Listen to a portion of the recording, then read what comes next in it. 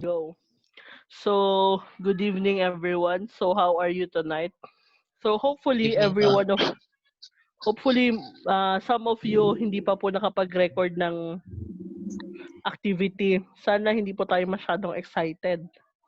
Ha? Kasi, for tonight, um, kasi sa Saturday pa naman ang deadline nun. So, I would be Opo. giving you some easy steps or paano ba, like, advice on how to improve your English pronunciation.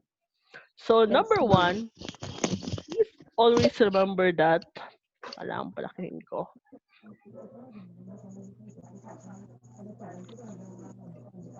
So, always remember that there are no shortcuts to perfect pronunciation.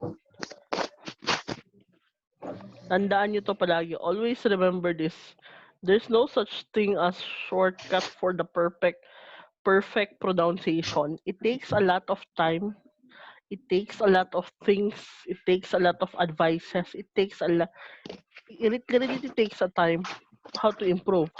However, but you could always remember that. However, there are some ways to practice your skills. This is the good news kasi ano daw, you could hone your skills and you could practice and there would be so these are the top 10 so that you could improve your pronunciation. So today we take a closer step toward your goal as of perfect. It may not be perfect, but ano lang siya, understandable. Yung kaya niyong maintindihan. Katulad sa akin, if you could see, my pronunciation is not very good. Hindi naman tayo siya magaling. Pero, ano ba? I am in a level that, Bert, I'm in the level that you could ballpen ko kita mo. understand what I'm talking about. Di ba? Klaro yung sinasabi ko. Very clear yung words na sinasabi ko. Kasi from time to time, if you would see me, if we would be meeting in person, my voice is very different from the one that you are listening from the audio. Because when I'm talking in person kasi, it is not very clear actually. Mas ano ako magsalita, mas parang puro lang siya mumble. Puro lang ako ganyan. But if I am talking here, lalo na dito sa online class natin, I would really make it sure that you really understand what I'm talking about. So, sino dito ang may reklamo sa boses ko? Okay pa naman, 'di ba? Yes, ma'am. Yes, ma'am. Okay lang, ma'am. So, sige lang next time if I would have the budget, bibili ako nung pang streaming talaga para masaya, para yung may pa-effects. So, for tonight, we would be talking about these things. So, we would be talking about number one, how to listen to yourself. Number two, you slow down, picture it, get physical. So, ito yung outline ng ating gagawin. So, this is the 10 things that you should be doing to improve your communication skills and your English pronunciation. So, let's talk first about number one. Ito siya. Number one. Teka lang ha. For number one, listen to yourself. Question, are you doing this? It is often difficult to hear your pronunciation errors, especially when you are the one what talking. Because from time to time, akala nyo yung sinasabi nyo, tama na yung sinasabi nyo. So, if you can hear your pronunciation problems, it is tough to correct them. So try to record your speech with your smartphone, with your cell phones, or with your laptops or with your computers to make sure that you improve your speaking. So first is anong gagawin? Pakinggan mo yung sarili mo. Listen to yourself. Kasi, question, Sino na yung nakapag-record na ng sarili nila? Pakisulat daw dyan sa chat box, be. Sino yung nakapag-record na ng sarili nila? Please reply. Ako po, ma'am. Nakapag-record na ako. Putol na. Write on the chat box if nakapag-record na kayo. Yun ang chat box nun. Arada sa taas. Si Mr. Kalanaw, nakapag-record na daw. Si Apelacio, nakapag-record na. Sino pa?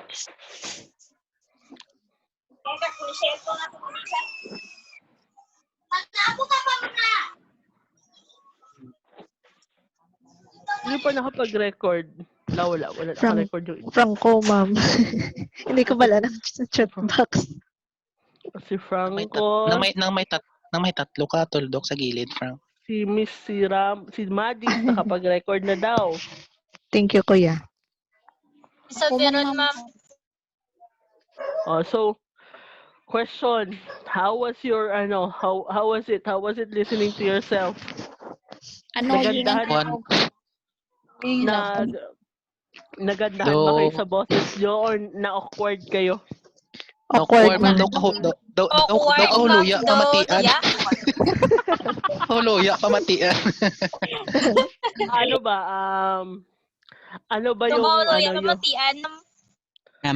yung, ano ba yung nangyari? Yan kasi si Mr. JM, iba kasi siya, naka-online streaming kasi siya na mga gamit, 'di ba? So sana all tayo dito sa kanya. Mapapasana all tayo kasi meron siyang gadget, tayo kasi wala. So question, ano yung nangyari sa boses niyo? Is it expectation versus reality or reality? Lay, ma'am. Happy, ma'am. So hopefully your voice, kung hindi kayo satisfied doon sa ginawa nyo, please as much as possible, make sure that you improve, ha. Kasi total sa Sabado pa naman gagawin yung, sa Saturday pa naman siya ipapass. So make sure, Pwede magliwat send, ma'am. Mag-resend liwat. Pwede. Okay, ma'am. Hindi ko pa naman nilagyan ng deadline yon. So pwede siya i-resend. So, pwede nyo siya, kung nakapag-upload na kayo, pwede nyo siya i-delete. After you delete, Ano siya i-delete, ma'am? hanapin nyo lang doon, i-delete nyo. May waste basket doon. Ito siya, ha. As much as I want to help you with the technicalities of Schoology, ang problema kasi sa atin, iba yung dashboard ng teachers sa dashboard ng estudyante. Okay sana kung andun, yung ka-boardmate ko andun pa sa boarding house. Ang problema ko kasi wala na siya sa boarding house. So, dati kasi, di ba kung may question kayo, nasasagot ko yan siya. Kasi dahil pa-check ako ng Schoology mo, saan yan siya nakalagay. So, okay lang yun dati. Ngayon kasi hindi ko na siya ma-check. So, that's the difference sa dashboard. And napansin ko rin, segue muna tayo, yung dashboard ng estudyante, iba sa dashboard ng mga teachers. Mas simple yung sa inyo. Sa amin, mas complicated. Kung sa inyo ata, sa gilid, merong lang, parang konti lang sa gilid. Sa amin, meron kaming 15 na menu sa gilid. Okay na? So please listen to yourself. Evaluate yourself. Is it okay? Kasi no one could be a harsher critic naman, 'di ba? If you could, other people would critique you in a nice way. But if you would be listening to yourself, you would be critiquing yourself. 'Di ba mas malala 'yon? Sino ba ang mas pinakamalala na critic? 'Di ba you yourself alone? is Yeah. the Yes. badass critic. Yes, ma'am. Oh, kaya so you critic yourself. Insultuhin mo yung sarili mo. Next, slow down. Ito siya. This is one of the harshest part. Many English learners think that speaking fluently means they need to talk fast. You don't, what? Ano to? Ulitin ko ha. Many English learners think that they become fluent when they are talking fast. Too fast. So you As don't is. need to talk fast. This is, ano sabi ng author dito? This is capital wrong. Wrong. Please remember that speaking too fast reinforces bad habits, making the speaker nervous and indecisive. What happens? For example, when you are talking, sabi ko, okay, for example, ako ha, uy, sino yan TV? For example, if I would be doing the lessons, I make sure that from time to time I pause. For example, eto yung text na to, babasahin ko. Many English learners think that speaking fluently means, di ba? Anong tingin niyo sa Yes. akin? As if I am not prepared with the lesson. But, although prepared ako sa lesson, but you would be thinking that, oh, si ma'am, binibilisan niya lang ito magbasa para para sabihin na magaling siya magbasa or very good siya sa mga ganyan-ganyan. So, on the downside of it, you are just faking. You are faking your abilities.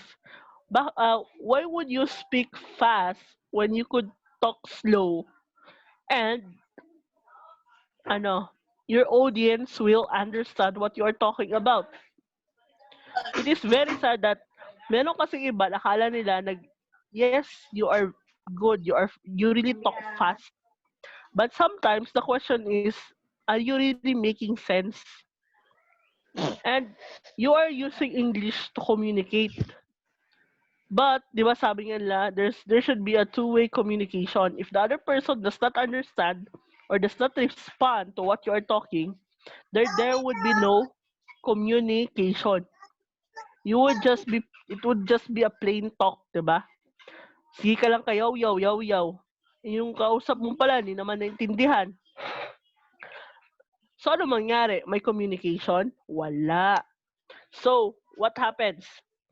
Speaking slowly will give you time to what? Breathe properly. Dili ka hanguson. Hanguson. Ano ba sa Ilonggo ang hanguson? Uon, ma'am. Hapuon. Di ka hangakon. Dili ka hingalon. Oh, amo na. Di ka mag... diba? Hapuon. No, dili ka hapuon. It would be very, very bad on your part. Because when you talk fast, then after that, so what would happen if you would be talking like that? You would look funny. And, eto siya. This is the best part if you would be talking slowly. Why? Because you would be thinking what would you be saying next. Isipin natin ha. Remember, number one, yes, maybe some of you, English is their first language. Diba? But remember, not all of us are English speaker. So Yeah. ano mangyayari sa atin? While we are talking, we are also thinking what we should say next. Putol-putol na. Paano? What would happen if, ito lang siya, what would happen if hindi mahabol ng bunganga mo yung utak mo? Magbulol ka, ma'am. Budol. Tanawa ko din ng Miss Universe. Manood kayo ng Miss Universe. Diba? You watch a pageant. That is a very, intense environment. What would happen if kayo yung nasa harapan, kayo si Si Catriona Gray. Do you think you could talk or yung sinasabi nila palagi, thinking on your feet. After binato sa'yo yung question, kaya mong batuhin ng sagot kaagad.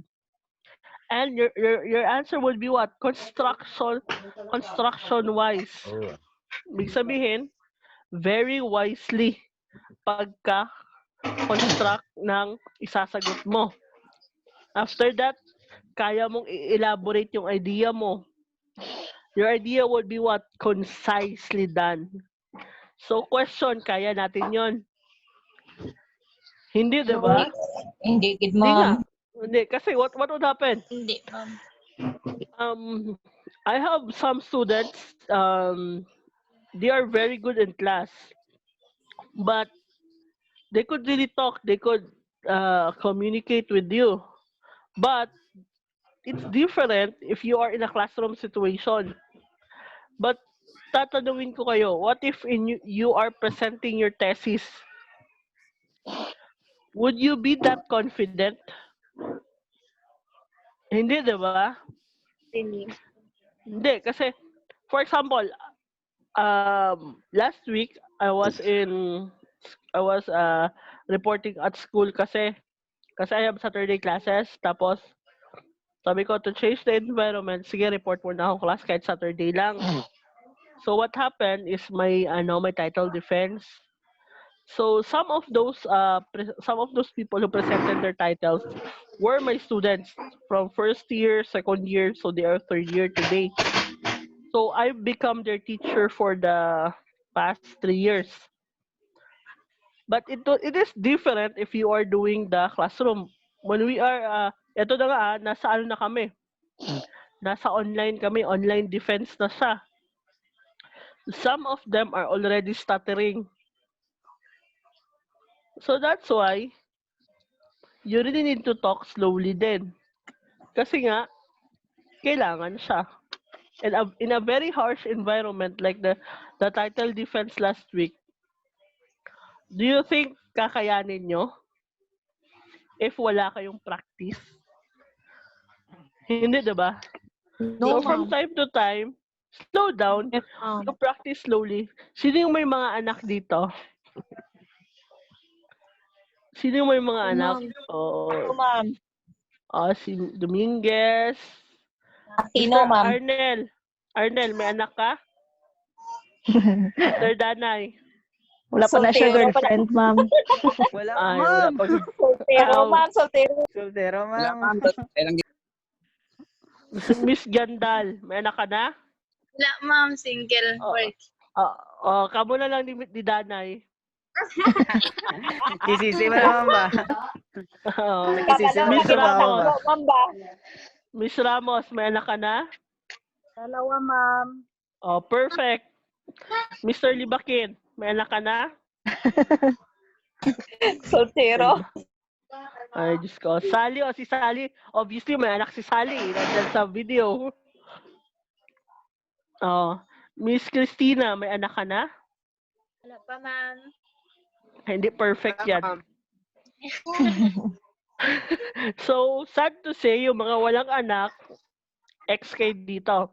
So, for example, one of the best way to practice your English is, kasi nahihiya naman talaga kayo, di ba? Yeah. Why not practicing it with your sons and your daughters? Di naman lang maintindihan yun. Di ba? Suggestion ko lang, ha? Suggestion. Like, sabihin nyo na sa mga anak nyo, hello, bebe, good morning. Ano, hello, bebe? Hello. Ay, say, nabzot ko na lang, ma'am eh. Oh, Hello, bebe. diba? If you would be talking to those little children, hindi naman judgmental yung mga children na yun, diba?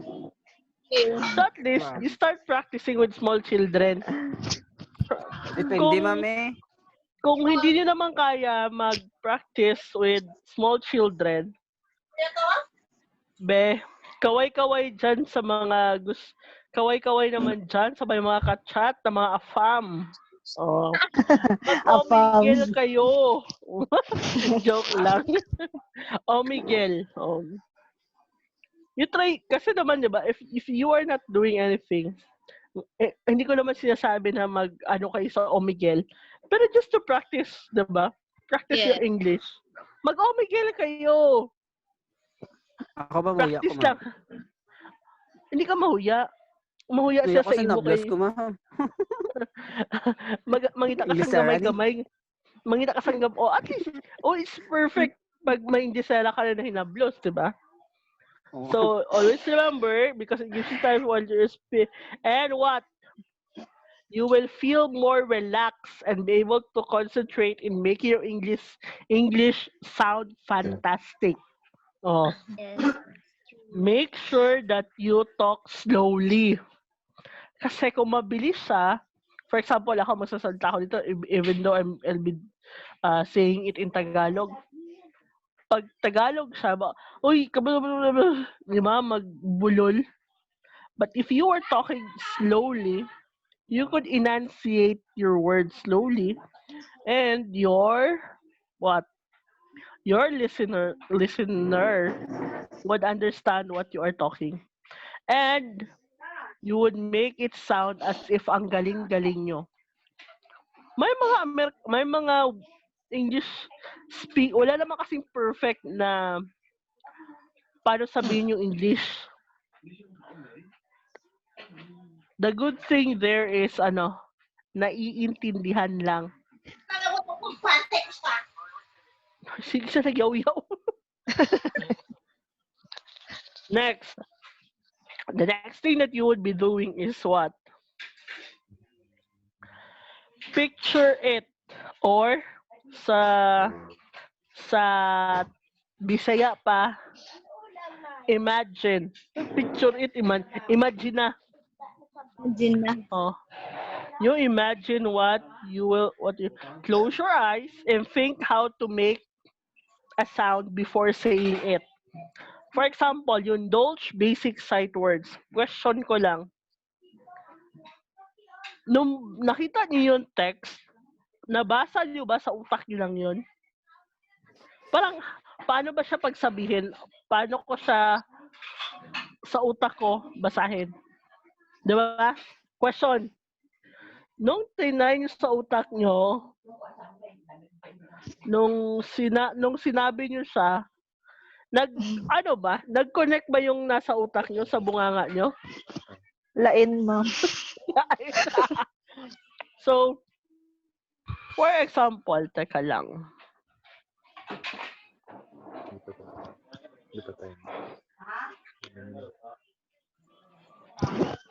15B na lang daw ang video. For example, di ba meron tayong Dolch basic sight words. Teka lang.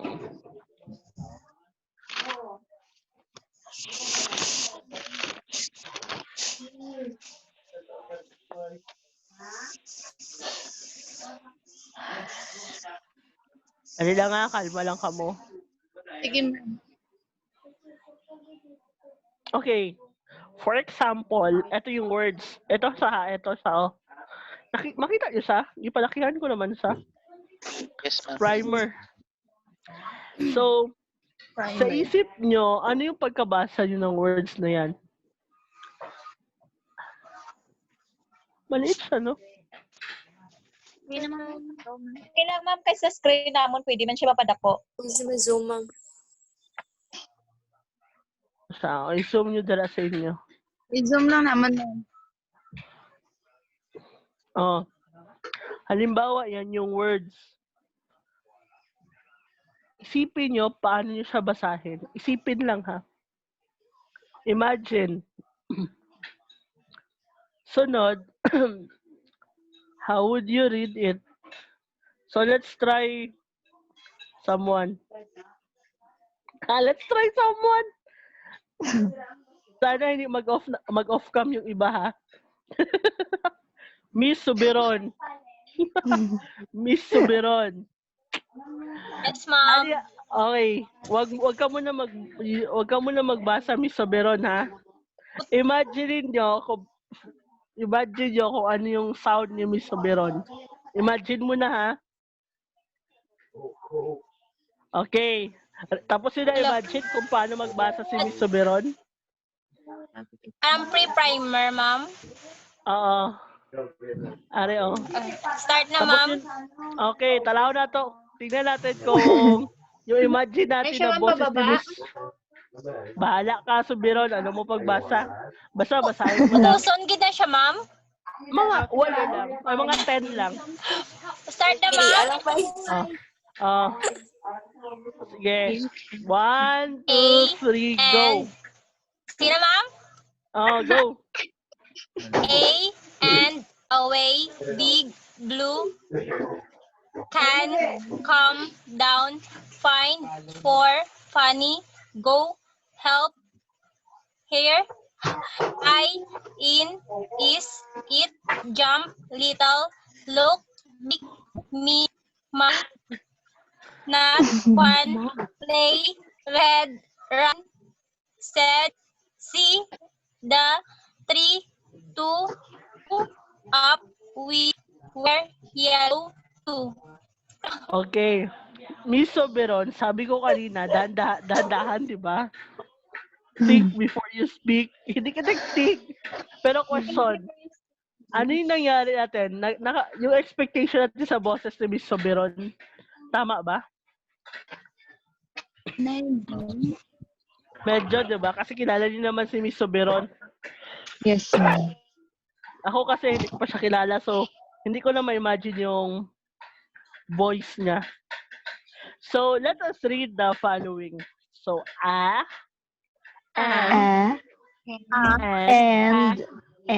away, away,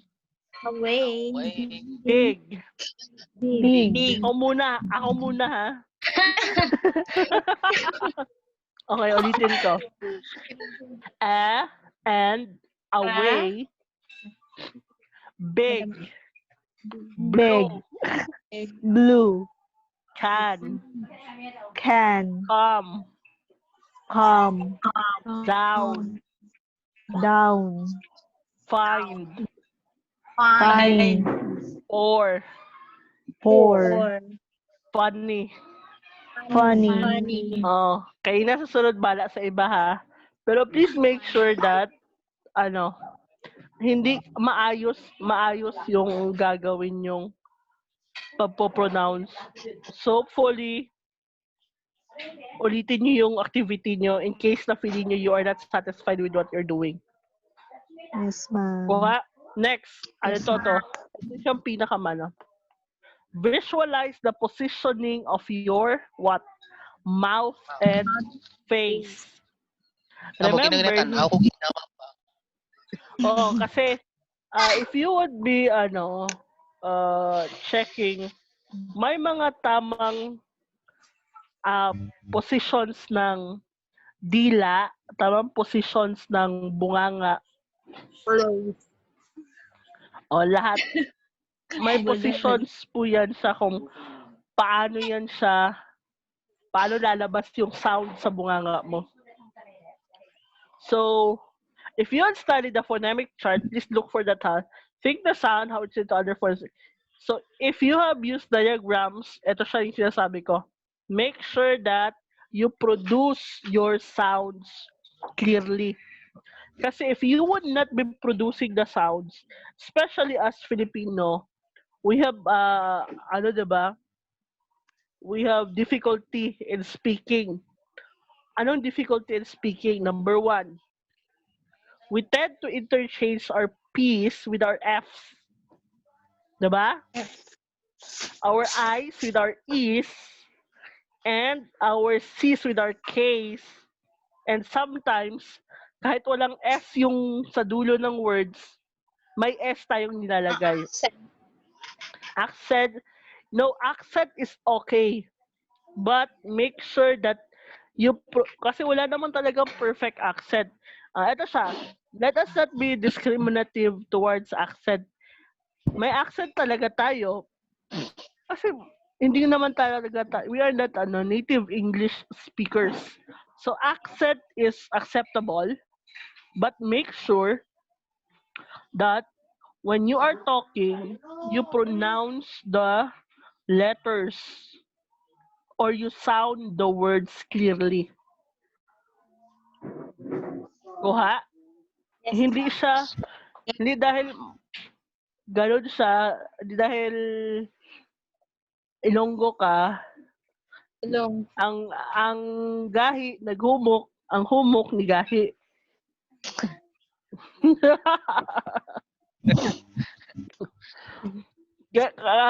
May ano kasi, may differentiate kasi.